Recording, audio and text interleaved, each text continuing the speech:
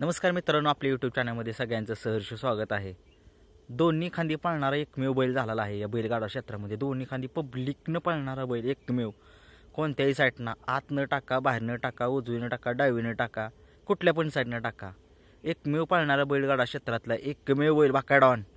नक्की त्या बकासूरचं कौतुक करावं एवढं कमीच आहे, कारण त्यानं दाखवून दिलं या बैलगाडा क्षेत्रात दोन्ही खांदी पळतोय.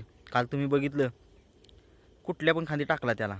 पहिल्यांदा टाकला उजव्या, डावी, पब्लिकनं टाकला त्याला. काल फायनलला पुसेगावचा जो फायनल झालेला तसाच फायनल इकडेच बघायला मिळाला काल. आणि लढत पण चुरशीचीच होती, कारण बाकासूरच्या शेजारची गाडीचा 2 नंबर आला, ती गाडी पुढे होती.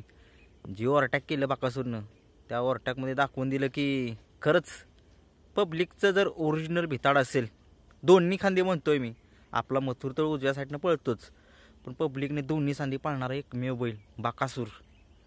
कौतुक करावं एवढं कमीच आहे त्या बैलाचं, कारण त्या बैलानं या बैलगाडा क्षेत्रात एवढं वर्चस्व राखलेलं आहे.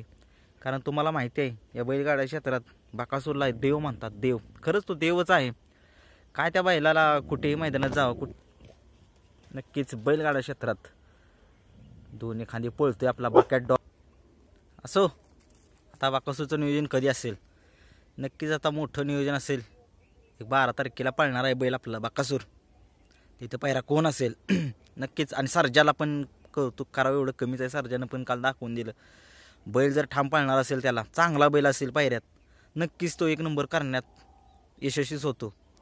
असं खूप खूप दोघांना शुभेच्छा. आणि पब्लिकचं नवीन भेताड झालं आहे दोन्ही खांदी आपला बाकासूर. नक्कीच एक नवीन नाव या बैलगाडा क्षेत्रात झालेलं आहे. पब्लिकनं दोन्ही साईडनं पळणारा एकमेव बैल बाकासूर, बाक्या डॉन, बक्कू भाई.